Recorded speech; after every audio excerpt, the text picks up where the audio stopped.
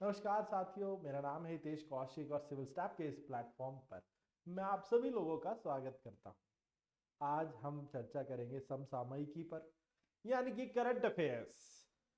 20 जनवरी 2024 है आज की तारीख और चलिए आज के सत्र की शुरुआत करते हैं। पहले चलते हैं पहली न्यूज के साथ। देखो न्यूज क्या है, न्यूज है डिस्ट्रेस अलर्ट ट्रांसमीटर।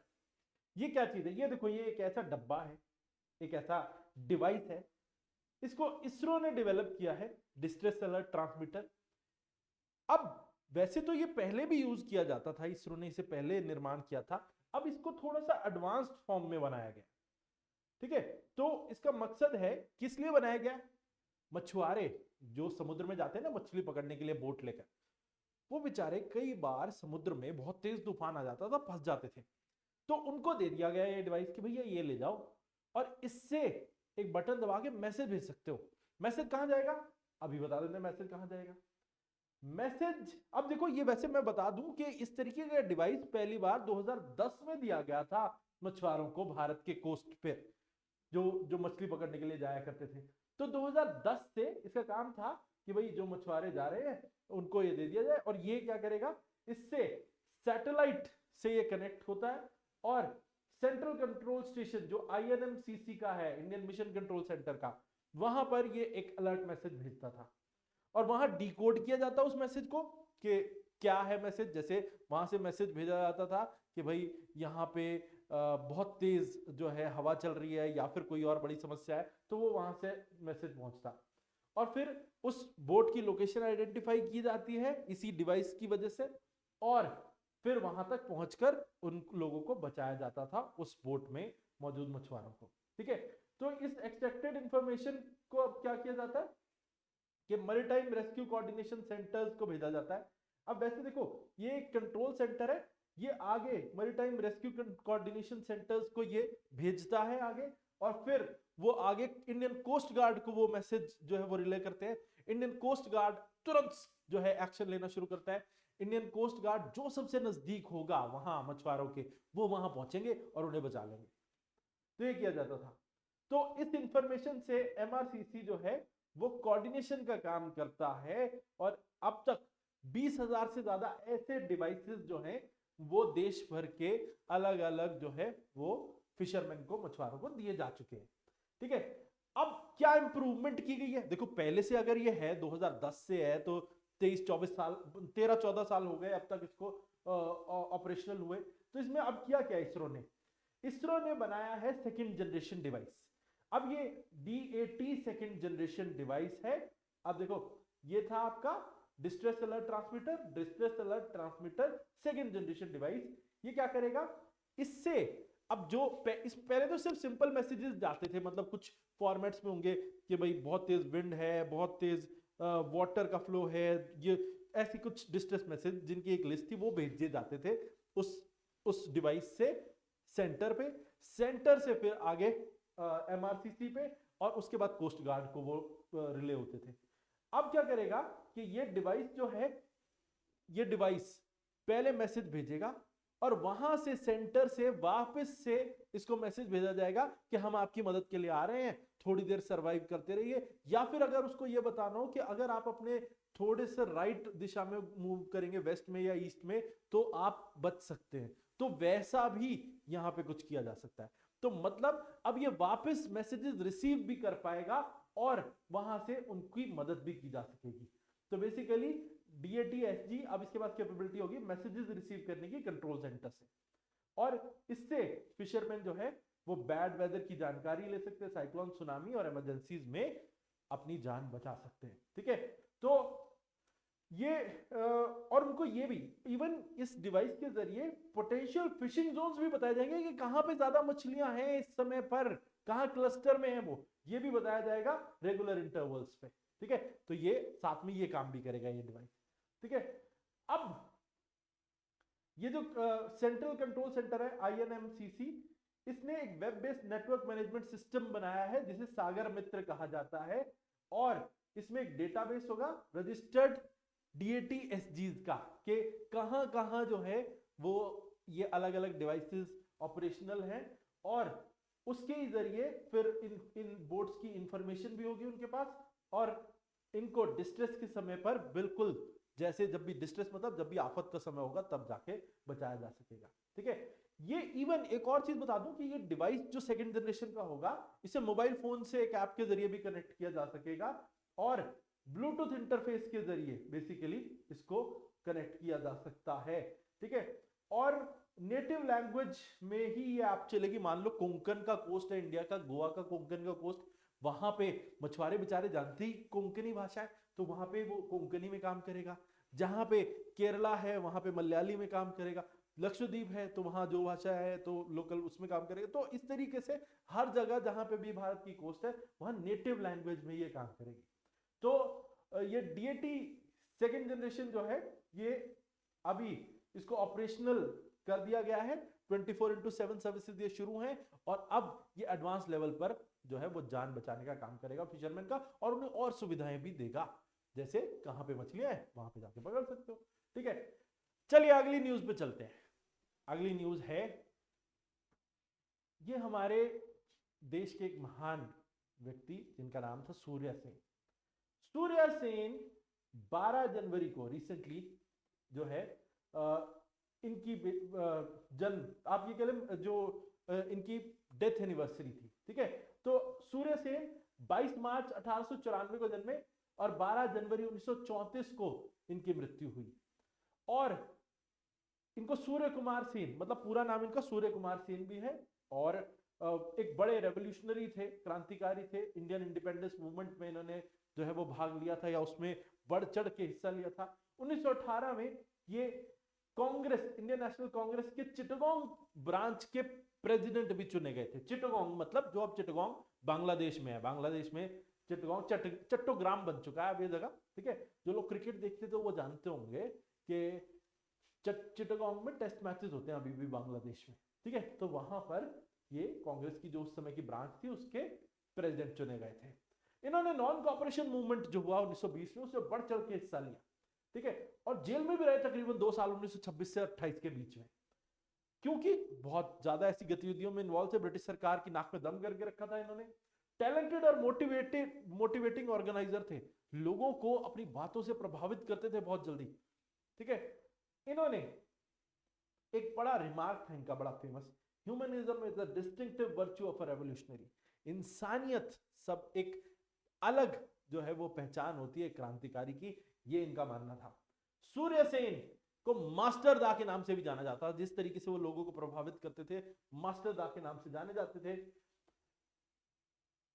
एक इनका बहुत जो देखिए इनके कई सारी कारनामे हैं, उसमें से मैं कुछ चीजें बता देता हूं। जैसे एक आर्म फोर्स थी इंडियन रिपब्लिकन आर्मी, उसकी इनके द्वारा स्थापना की गई थी 1930 में, और कल्पना दत्त, प्रीति लता वाडेदार वो इसमें इनकी साथी हुआ करती थी।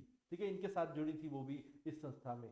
एक सबसे बड़ा कार्य जो इन्होंने किया था, क्रांतिकारी कार्य जो इनके द्वारा किया गया था 1930 में, चिटागोंग आर्मरी रेड। जब इन्होंने चिटागोंग में जो ब्रिटिश सरकार का जो आप ये कह लीजिए जो बंदूकें और उनके जो हथियार थे उन पर रेड कर दी थी, उनको लूटने की कोशिश की थी। ऑल्दो वो जो रेड थी वो सक्सेसफुल नहीं रही, और चिटागोंग आर्मरी रेड में जो हथियार लूटने का इनका प्लान था वो सफल नहीं हुआ, लेकिन ये बहुत ही साहसी प्लान था जो इनके द्वारा निभाया गया था। मास्टर दा 16 फरवरी 1933 को इनको पकड़ लिया गया, इनके ऊपर मुकदमा चलाया गया, ट्रायल चलाया गया, और 12 जनवरी 1934 को इनको फांसी दी गई। ठीक है, तो सूर्य सेन मास्टर दा, इनकी मृत्यु हुई जब ये शहीद हुए, फांसी पर लटकाए गए 12 जनवरी 1934 को। अब आगे nuclear battery, science and technology से संबंधित। ये देखो एक कंपनी है बेटा वोल्ट, कंपनी का नाम क्या है, बेटा वोल्ट, चाइनीज स्टार्टअप कंपनी है, और इसने ये अनाउंस किया है कि इसने एक रेवोल्यूशनरी बैटरी बना ली है, और ये बैटरी इतनी केपेबल है कि स्मार्टफोन को 50 साल तक के लिए जो है वो पावर दे देगी या चार्ज कर देगी विदाउट रिक्वायरिंग रिचार्जिंग। दोबारा रिचार्ज करने की उसको जरूरत नहीं पड़ेगी। तो आप सोच लो, मतलब ये कंपनी की जो बैटरी है ना, एक बार अपने फोन में फिट करो और उसके बाद 50 साल के लिए भूल जाओ। ऐसी बैटरी लेके आने वाली है कंपनी।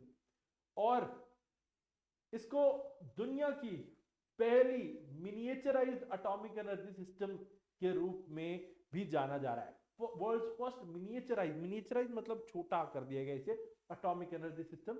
और ये न्यूक्लियर बैटरी जो है ना, निकल 63 न्यूक्लियर आइसोटोप से बनी है और बहुत कॉम्पैक्टली अरेंज है, बहुत छोटे साइज में से बना दिया गया। ये इतना छोटा है बैटरी, जो एक सिक्का होता है ना कॉइन, उसके तकरीबन बराबर की ये बैटरी बना दी गई है। ठीक है, अब ये टेक्नोलॉजी बेसिकली करती क्या है कि एनर्जी जो डिकेइंग आइसोटोप से निकलती है उसको बिजली में परिवर्तित करती है, ये काम करती है। और इस स्टार्टअप ने पायलट टेस्टिंग बेसिकली कहते हैं शुरू कर दी है, और इसका मकसद है ऐसी बहुत सारी batteries banana for various commercial application, मतलब उसको बहुत सारे अलग अलग डिवाइसेस में फिर यूज किया जाएगा। पहले टेस्ट करके देखेंगे भाई ऐसा तो नहीं है कहीं ये बैटरी बहुत ज्यादा ही पावर जो है वो जनरेट कर देती है, हो सकता है लोगों को शॉक लगे, हो सकता है कि कोई फोन बस्ट हो जाए, ऐसा कोई प्रॉब्लम तो नहीं है। पहले इसको टेस्ट करके देखा जाएगा, अलग अलग डिवाइसेस में अलग अलग एप्लीकेशन उसकी की जाएंगी, स्मार्टफोन्स, ड्रोन्स इत्यादि सब में लगा के देखा जाएगा। अगर सही तरीके से काम करती है तो फिर तो इससे बड़ा क्या इनोवेशन हो सकता है कि एक बार बैटरी लगाओ और 50 साल के लिए भूल जाओ। ठीक है, आपको रिचार्ज नहीं करना। ठीक है, मतलब रिचार्ज मतलब चार्जिंग दोबारा करने की जरूरत नहीं है उसमें, अपने फोन को लगा के आपने जो वॉल के अंदर लगा के रखते हो सॉकेट में, वो हमेशा करने की जरूरत नहीं है। फास्ट चार्जिंग तो पुराना हो जाएगा फिर। ठीक है ना, तो इनिशियल न्यूक्लियर बैटरी जो है इसे बीटा वोल्ट ने डिजाइन किया।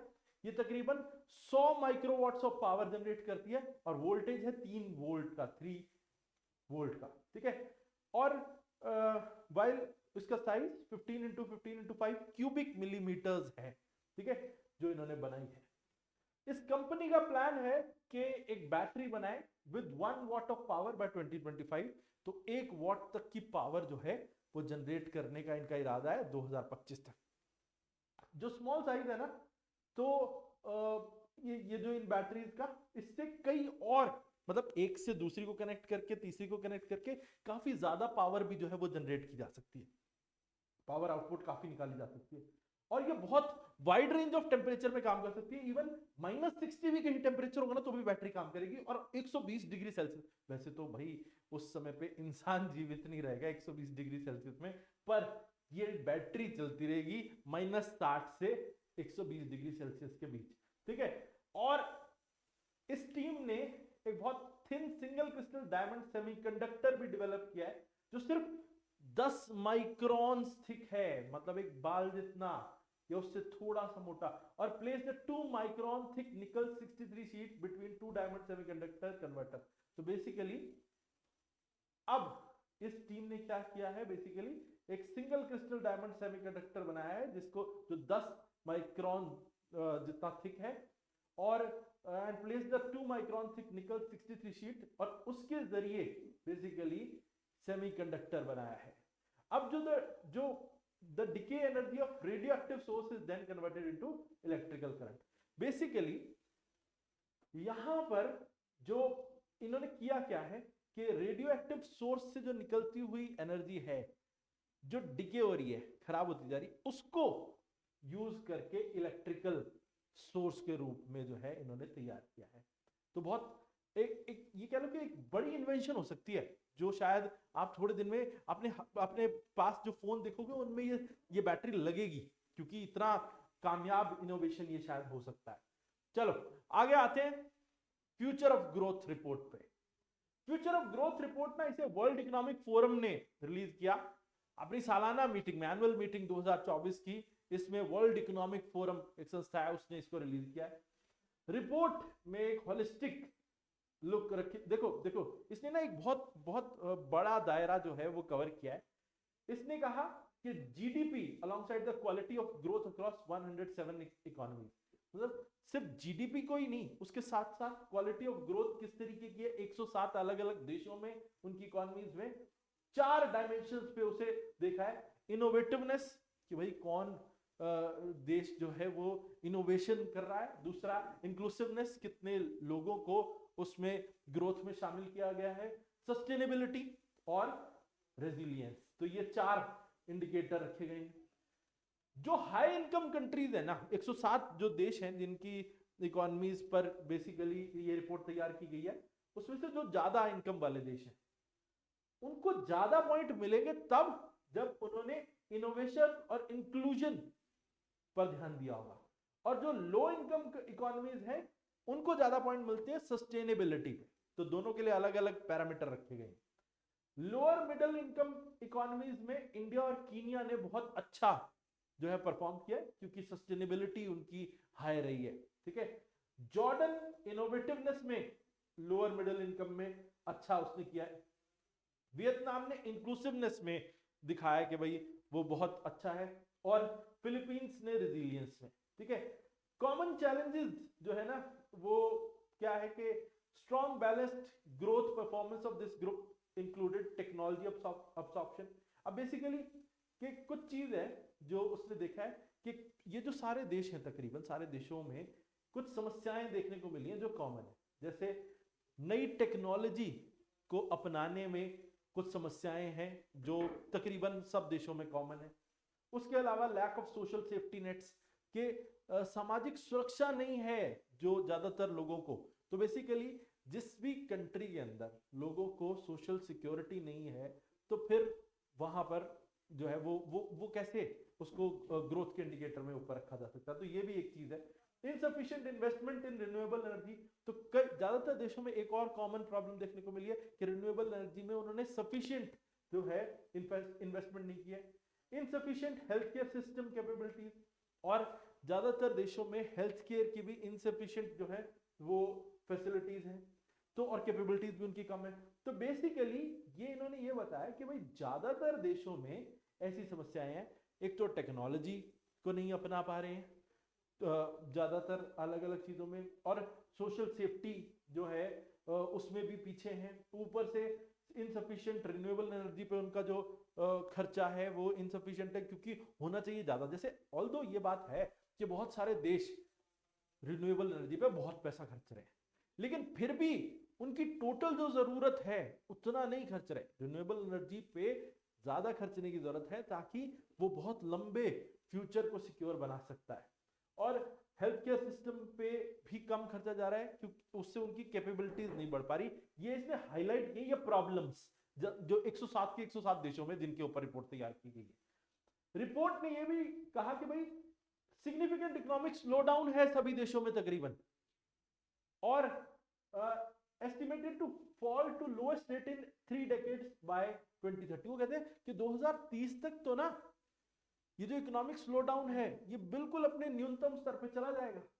107 इकोनॉमीज जिनके ऊपर ये रिपोर्ट तैयार की गई है, तो कहते हैं कि इसमें से 80 का स्कोर बेसिकली ये कहते हैं कि वो तो किसी भी देश ने नहीं, किसी भी देश की इकोनॉमी ने वो स्कोर अचीव नहीं किया जो एक स्टैंडर्ड माना जाता है कि अच्छा है, तो वो किसी ने भी नहीं अचीव किया। तो इसका मतलब है कोई भी इकोनॉमी अच्छे से परफॉर्म नहीं कर रही है। ये कहती है जो रिपोर्ट का नाम है फ्यूचर ऑफ ग्रोथ रिपोर्ट।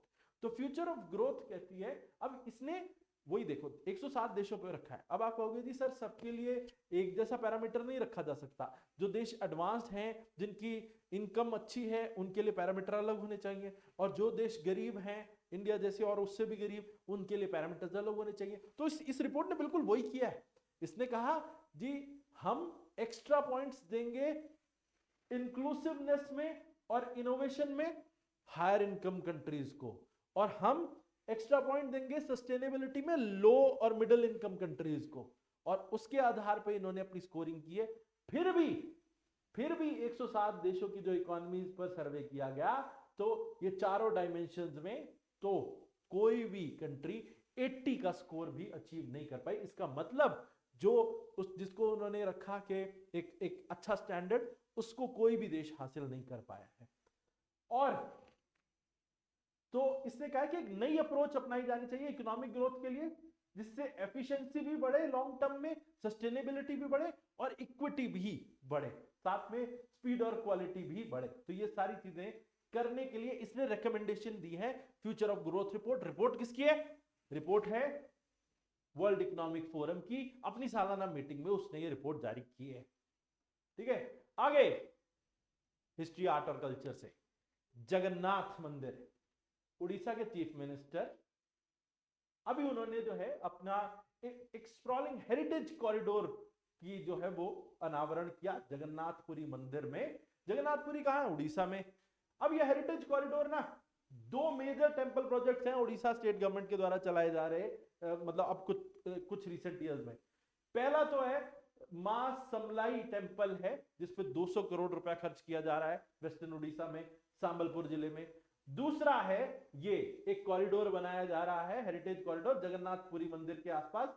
अब ये देखो, ये क्या है? जगन्नाथ मंदिर कहाँ है? पुरी उड़ीसा में है। हम जानते हैं जगन्नाथपुरी पुरी उड़ीसा में है, और ये भगवान विष्णु को समर्पित है। जगन्नाथ उन्हीं का दूसरा नाम, ठीक है। With his brother lord Balabhadra and sister Devi Subhadra, ठीक है। तो आप देखना जगन्नाथपुरी में ना सिर्फ विष्णु जी नहीं है, उनके साथ उनके भाई जो है बालभद्र, उनकी प्रतिमा है, उनकी बहन देवी सुभद्रा की प्रतिमा है, ठीक है। और इसको बनाया किसने था मंदिर को? जगन्नाथपुरी का मंदिर किसने बनाया? ये बनाया था अनंत वर्मन चोडगंगा देवा ने, जो ईस्टर्न गंगा डायनेस्टी से ताल्लुक रखते थे। 12वीं शताब्दी में बनाया था, 12th सेंचुरी में, ठीक है। तो जगन्नाथ मंदिर के बारे में जान लो। पहली बात तो पुरी उड़ीसा में, ये तो हम सब जानते हैं, ठीक है। और इसमें दो और डाइटीज हैं, एक भगवान विष्णु के भाई लॉर्ड बालभद्र और दूसरी उनकी बहन देवी सुभद्रा, ठीक है। उसके अलावा अनंत वर्मन चोडगंगा देवा ने इसको बनवाया था। ये ईस्टर्न गंगा डायनेस्टी के एक राजा थे 12वीं शताब्दी में। और बता दें इसके बारे में, जगन्नाथपुरी व्हाइट पगोड़ा भी कहलाता है। 4 पिलग्रिमेज साइट्स जो 4 धाम कहलाती है, उनमें से एक है। इसको यमनिका तीर्थ भी कहा जाता है हिंदू बिलीफ के अनुसार, और कहते हैं कि क्योंकि इसे ऐसा माना जाता है कि it is the power of Yama, जो मृत्यु के देव हैं, ठीक है, has been nullified in Puri. तो कहते हैं कि जो मृत्यु के देव है ना, उनकी ताकत जाके बिल्कुल क्षीण हो जाती है पुरी में, जहां पर भगवान जगन्नाथ का वास है। वहां पे वो अपना मृत्यु का कहर नहीं बरसाते, ठीक है, बरसा पाते, ठीक है, क्योंकि वहां पे भगवान जगन्नाथ विराजमान है, इसलिए, ठीक है। अब फेमस क्या है? एनुअल रथ यात्रा। हर साल एक बड़ी रथ यात्रा निकलती है यहाँ पर, जिसमें 3 प्रिंसिपल डाइटीज, वही अब 3 नाम बताए थे मैंने, देवी सुभद्रा बालभद्र, ठीक है। तो उनको खींचा जाता है, बहुत सुंदर उनके मंदिर बनाए जाते हैं और काट पे प्लेस किए जाते हैं बड़े बड़े, और उन्हें खींचा जाता है। पूरे शहर में लोग उस रथ यात्रा में हिस्सा लेते हैं, ठीक है। Temple is built in Kalinga style of architecture. जो ये मंदिर बना हुआ है ना, ये कलिंग स्टाइल ऑफ आर्किटेक्चर में बना हुआ है। कलिंग उड़ीसा का ही पुराना नाम, ठीक है। तो कलिंग स्टाइल ऑफ आर्किटेक्चर में बना है, विद पंचरथ, 5 चैरियट टाइप है ये। 2 छोटे रथ हैं, 2 कोनक्स हैं और 1 बड़ा रथ है, ठीक है। तो 5 रथ हैं इसमें कुल, ठीक है। तो 2 छोटे रथ अनुरथ कहते हैं उन्हें, 2 कोनक्स और 1 बड़ा रथ। ये 5 रथ जो हैं वो यहाँ पर बनाए गए हैं ये जगन्नाथपुरी के मंदिर में। जगन्नाथ मंदिर अब पंचरथ है, वेल डेवलप्ड पागाज, मतलब उसके 4 दीवारी और एंक्लोजर बहुत अच्छा है, और इसके आसपास ऊंची ऊंची दीवारें बनाई गई हैं, और 4 गेट हैं इस मंदिर के, ठीक है। जगन्नाथपुरी मंदिर के 4 गेट हैं। पहला मंदिर था ये कलिंग के टेम्पल आर्किटेक्चर में, और इसका चेंबर जो है वो जगमोहना, भोग मंडपा, नाट्य मंडपा, ये सब जो है ये इसके अलग अलग हिस्से हैं जो बनाए गए मेन मंदिर के साथ, ठीक है। अब आगे आते हैं विलिंगडन आइलैंड पे। विलिंगडन आइलैंड पे, विलिंगडन आइलैंड क्या है? देखो, बड़ा चल रहा है ना आजकल मालदीव एंड इंडिया, लक्षद्वीप। मोदी जी गए, मोदी जी कहीं डाइव कर रहे हैं, वो स्विम सूट पहन के, वो स्कूबा डाइविंग, कहीं पर वो बैठे हुए हैं जी, बीच एंजॉय कर रहे हैं। वैसे तो शायद दिखाते हैं भाई मोदी जी कभी भी छुट्टियों पे होते नहीं है, लेकिन अब की बार छुट्टियों पे दिखाया गया उन्हें खास तौर पे, क्यों भाई मालदीव की कमर तोड़नी है, उसकी इकोनॉमी को मटिया मीट करना है, तो ये दिखाया गया। अभी देखो, Cochin port joint trade union जो है ना, जो कोचीन केरला में है, एक तो Cochin port joint trade union forum है, इसने प्रधानमंत्री जी को जो है एक चिट्ठी लिखकर अपील की है कि भाई वेलिंगडन आइलैंड पे ना कमर्शियल एक्टिविटी शुरू करवाई जाए। कोची का आइकॉनिक वेलिंगडन आइलैंड है ये, बहुत ही कहते हैं कि बहुत ही सुंदर है और बहुत अच्छा वेल मेंटेन्ड है। लार्जेस्ट मैन मेड आइलैंड है ये हमारे देश का। 1920 से 1940 के बीच में इसे ड्रेज्ड सॉइल, जो मिट्टी आके इकट्ठी हो जाती है मतलब अपने आप समुद्र के पानी से, वो उससे बनाया गया। तो बड़ी कमाल की बात है, मैन मेड आइलैंड है।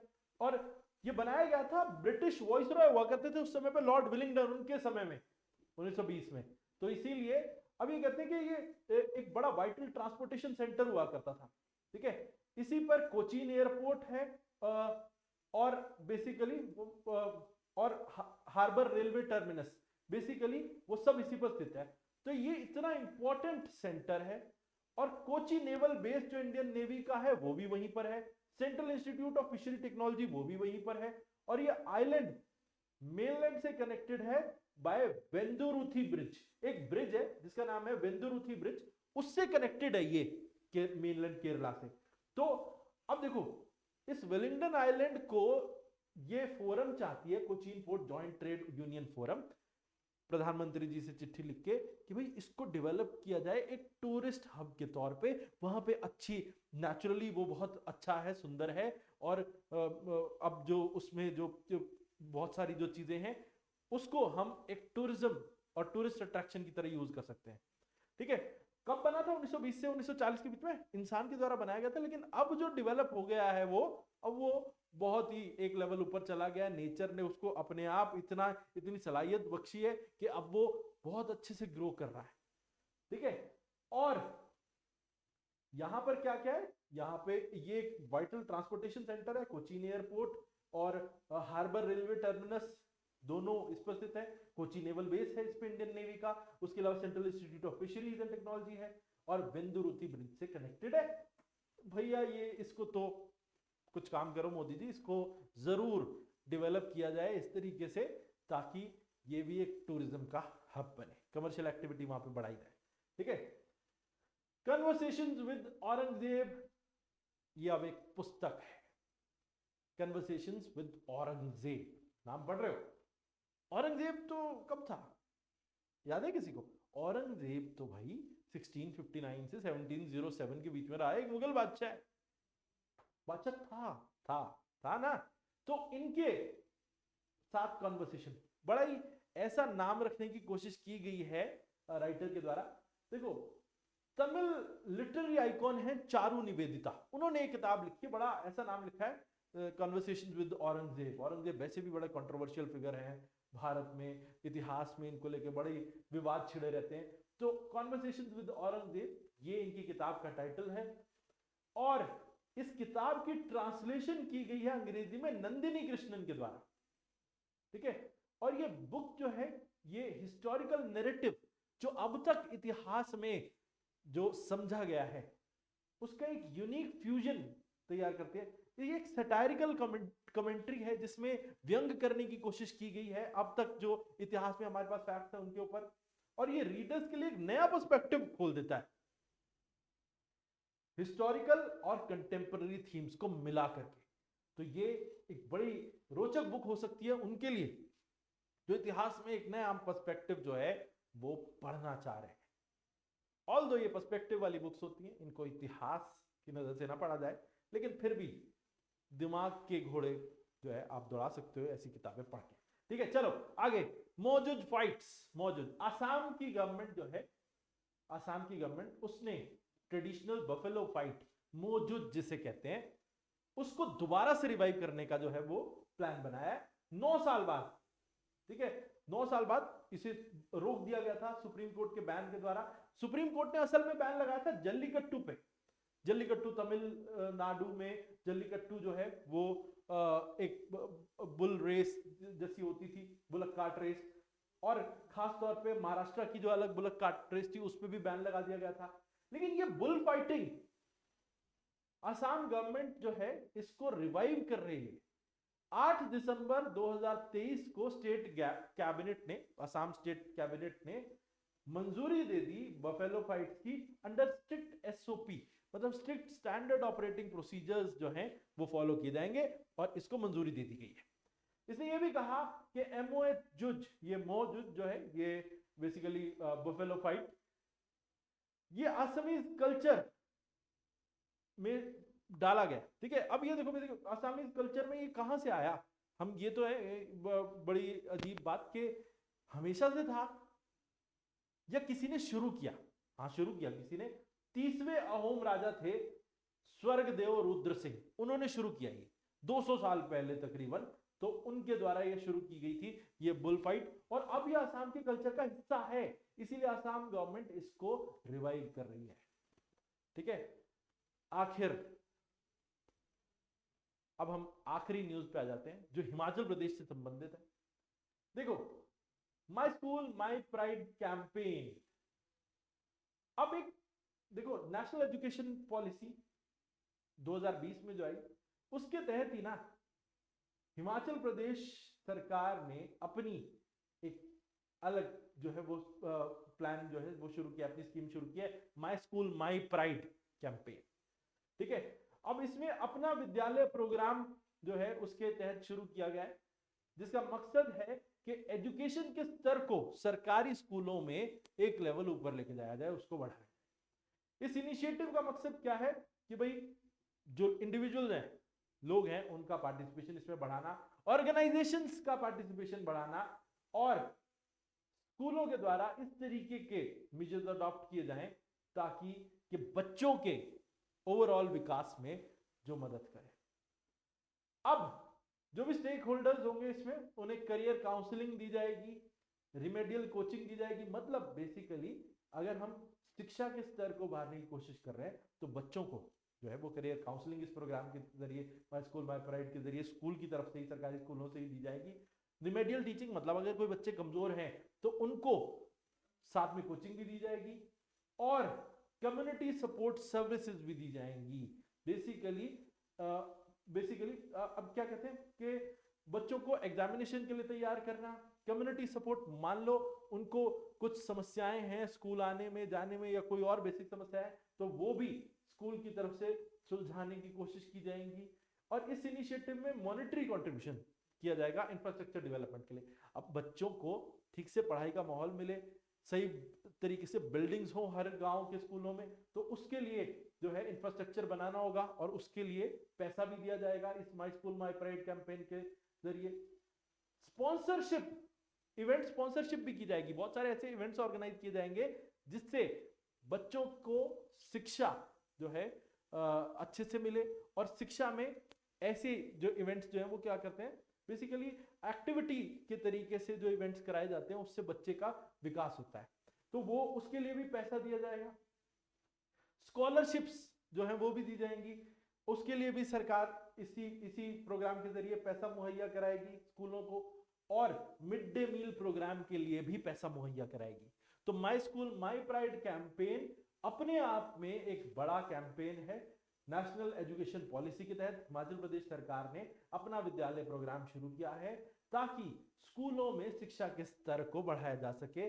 इसके जरिए स्कूल क्या करेंगे, बच्चों के स्टूडेंट ग्रोथ के लिए अलग अलग चीजें करने की कोशिश करेंगे, जैसे करियर काउंसलिंग देंगे उन्हें, जो बच्चे कमजोर हैं उनकी रिमेडियल क्लासेस होंगी, एग्जाम्स जो होंगे मान लीजिए फ्यूचर में कॉम्पिटिटिव एग्जाम, उसके लिए बेसिक तैयारी करानी शुरू करेंगे, कम्युनिटी सपोर्ट सर्विसेज जो है वो दी जाएंगी। उसके अलावा पैसा जो है वो सरकार देगी इसमें ताकि इंफ्रास्ट्रक्चर डेवलपमेंट हो सके, इवेंट कोई जो ऑर्गेनाइज करने स्कूल ने उसके लिए पैसा, और स्कॉलरशिप्स के लिए पैसा, मिड डे मील प्रोग्राम के लिए पैसा। ठीक है, तो चलो अब देख लेते हैं आज के कुछ क्वेश्चन। देखो पहला क्वेश्चन है जो अभी हमने सेशन लिया उसी में से आधारित कुछ प्रश्न हैं। अगर ये आपके सामने आते पेपर में तो आप कैसे इनको हैंडल करेंगे, और वैसे भी अगर आपने ये सेशन देखा है तो आप आसानी से इसको सॉल्व कर भी पाओगे। Consider the following statement. पहला, Bharat electronics limited developed an improvised distress alert transmitter called second generation DAT। क्या ये स्टेटमेंट ठीक है? मुझे नहीं लग रही, क्योंकि मैंने तो इसरो पढ़ा था, यहाँ पे भारत इलेक्ट्रॉनिक्स कैसे आ गया? ये अलग संस्था है, इसरो से अलग संस्था है भारत इलेक्ट्रॉनिक्स। ठीक है, तो ये तो नाम नहीं था, इसलिए मैं तो इसको गलत कर दूंगा। DAT SG can be connected to mobile phone using Bluetooth interface, बिल्कुल ठीक है, ये हमने पढ़ा था। ठीक है, कि ये distress alert transmitter second generation वाले मोबाइल फोन से कनेक्ट हो सकते हैं, और messages can be read in native language. हाँ बोला तो था, कोंकणी में, मलयाली में, जहां पर भी मछुआरे जिस भाषा को समझते हैं उसी में ये ऐप काम करेगी। ठीक है, first version of DAT is operational since 1975। अरे कहां 2010 में आई है, 13 साल हो गए। पहला वर्जन 20,000 डीएटीज बांटी गई थी, अब दूसरा वर्जन जो है वो सेकंड जनरेशन वर्जन दिया जा रहा है। डीएटीएसजी की सर्विसेज ऑपरेशनल हो गई और 24 घंटे 7 दिन चालू है, ये ठीक है। तो 2 और 4, चौथा आंसर होना चाहिए आपका, है कि नहीं? ठीक है, तो आंसर आ गया डी। चलो आगे देखें, ये देखो, कंसीडर द फॉलोइंग स्टेटमेंट और आप बताएं कौन सी स्टेटमेंट इसमें से सही है। ऊपर देखो, सूर्य सेन एक भारतीय क्रांतिकारी थे और एक इन्फ्लुएंशियल फिगर थे भारत के आजादी के आंदोलन में। उन्हें पॉपुलरली मास्टरदा कहा जाता था। तीसरा, उनका एक रिमार्क था ह्यूमनिज्म पर, humanism is the distinctive virtue of revolutionary. तीसरा ये कहता है। चौथा, उन्होंने सक्सेसफुली 1930 की चिटागोंग आर्मरी रेड की थी और ब्रिटिश म्यूनिशन मतलब उनके हथियार जो है वो जब्त किए थे। पहला ठीक है, सूर्य सेन रेवोल्यूशनरी थे, मास्टरदा के नाम से जाने जाते थे। दूसरा भी ठीक है, रेवोल्यूशनरी।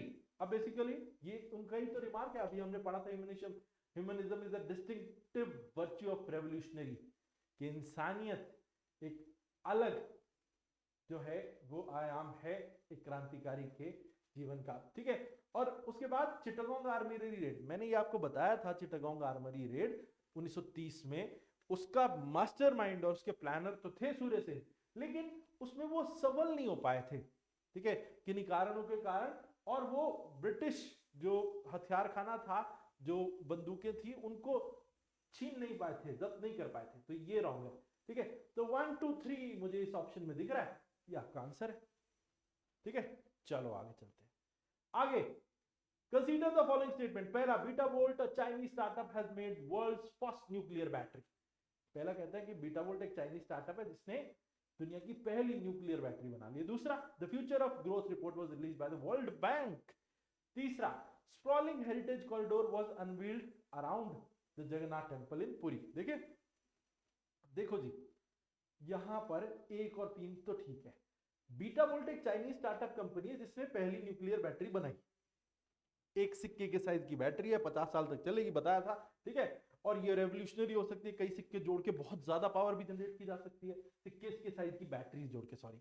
ठीक है, और future of growth report world bank ने रिलीज किया। World bank, world economic forum था भाई। ठीक है, तो गलत कर देते हैं इसको। जगन्नाथ मंदिर के आसपास कॉरिडोर बनाया जा रहा, बिल्कुल ठीक है। ठीक है, तो यही तो न्यूज थी, 1 और 3।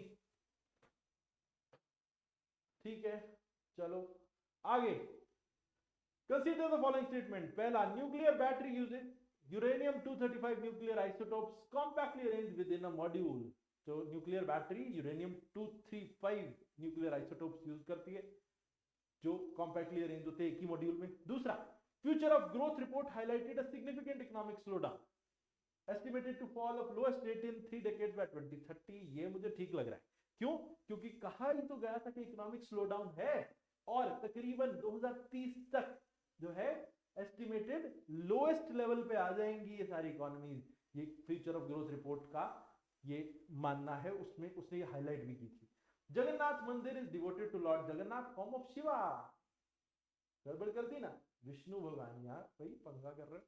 ठीक है, देखो आंसर है बी, यानी इसमें इनकरेक्ट पूछा है। देखो, पहली बात तो इसने पूछा इनकरेक्ट। अब ये देखो, ये यूरेनियम 235 आपने कहा देखा? ये तो था ही नहीं कहीं पे, ये तो था ही नहीं कहीं पे। मैं न्यूज अभी आपको दिखाऊंगा अभी।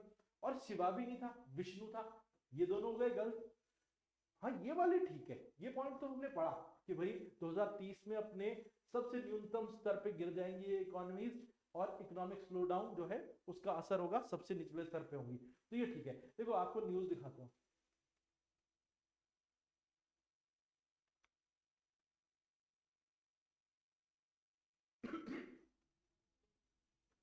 देखो,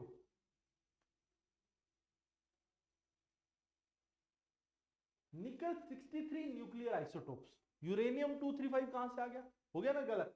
ठीक है, और दूसरा, फिर ये कहा था ना कि भाई अपने लोएस्ट रेट पर गिर जाएंगी 3 दशकों में 2030 तक, इसको हाईलाइट किया था उन्होंने। और तीसरा जो आपका पॉइंट था, इसमें शिवा कहां से आ गया, ये गलत हो गया। ठीक है, तो शिवा नहीं आना चाहिए, विष्णु जी का है जगन्नाथ मंदिर, ये तो ठीक है। तो इनकरेक्ट में आ गए, 1 और 3 इनकरेक्ट, आंसर आ गया बी आपका। चलो अगले सवाल पे। In a nuclear battery decay energy of radioactive source is converted into electrical current. हाँ, radioactive source is converted into electrical current. दूसरा, future of growth report looked at GDP alongside the quality of growth across 107 economy. और Jagannath temple is known as the white pagoda. Answer इसमें correct ही पूछा है, answer हमारा तीनों ठीक है। देखो बिल्कुल सही कि न्यूक्लियर बैटरी में डिके एनर्जी, जो बिल्कुल गिरती हुई एनर्जी है, जो बिल्कुल खत्म होती हुई एनर्जी है, उससे रेडियोएक्टिव सोर्स से इलेक्ट्रिकल करंट में कन्वर्ट किया जाता है, बिल्कुल ठीक है। दूसरा, फ्यूचर ऑफ ग्रोथ रिपोर्ट जो है, इसने जीडीपी के साथ साथ 107 देशों की क्वालिटी ऑफ ग्रोथ की भी बात की, बिल्कुल ठीक है। तीसरा, व्हाइट पगोड़ा कहा जाता है जगन्नाथ मंदिर को, ये भी ठीक है। आगे क्वेश्चन 6, इसमें भी कुछ स्टेटमेंट है, इसमें इनकरेक्ट जो है वो आपने देखनी है कौन सी है। Wellington island largest natural island है देश का, गलत है। ऑल्दो उसकी अब ग्रोथ नेचुरली हो रही है, बहुत सुंदर बन गया है, लेकिन बनाया गया था लॉर्ड वेलिंगटन ब्रिटिशर्स के द्वारा, लॉर्ड वेलिंगटन के एरा में, तो ये गलत है। मतलब उस समय ये मैन मेड है, थोड़ा बहुत मिट्टी इकट्ठी हो रही थी, उसको सब कंप्रेस करके ब्रिटिश एरा में उसको एक आइलैंड की शक्ल दे दी गई थी, तो गलत है। दूसरा, it is home to Kochi naval base of Indian navy and central institute of fishery technology, बिल्कुल ठीक है ये तो। उसने पूछा इनकरेक्ट, इनकरेक्ट सिर्फ 1 है, ठीक है, ये आंसर है।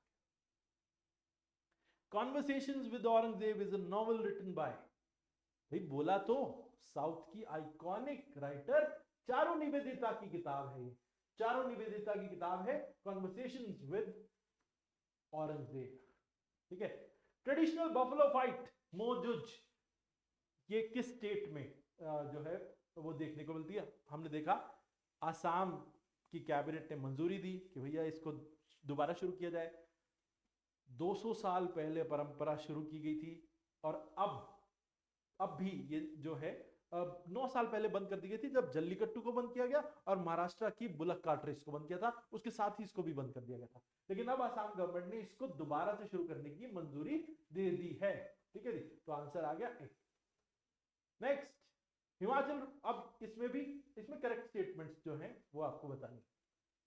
पहला, Himachal Pradesh has unveiled my school my pride campaign under Apna Vidyalaya programme. दूसरा, it will encourage active participation from individuals and organizations to adopt schools and contribute to various aspects of student growth।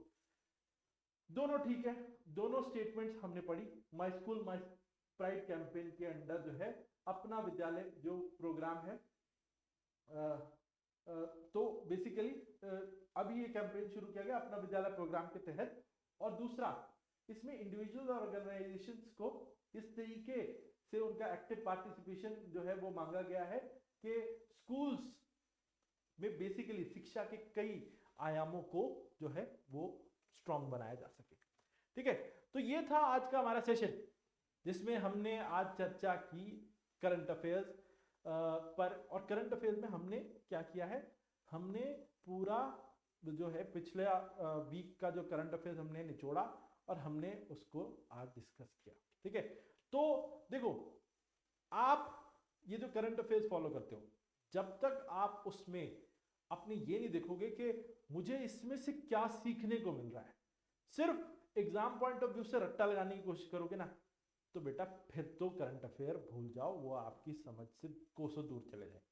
लेकिन अगर ये सोचोगे कि ये नॉलेज मेरे काम की है, इसमें छोटी छोटी चीजें मेरे काम की हैं, और ये मैं समझूं, रट्टा ना लगाऊं, तो फिर आपके लिए दुनिया बदल जाएगी। ठीक है, तो करंट अफेयर्स आपके लिए बहुत आसान हो जाएंगे, आपके लिए एग्जाम में उनको अटेम्प्ट करना आसान हो जाएगा, क्योंकि वो नेचुरली आप तक आ रहा है, आप उसको जबरदस्ती रट्टा लगाने की कोशिश नहीं कर रहे। करंट अफेयर्स भी रट्टा नहीं लगाए जा सकते, समझे जा सकते हैं, तो यही तरीका होना चाहिए। चलिए आज के लिए इतना ही, फिर मिलेंगे आपसे। जय भारत, जय हिंद।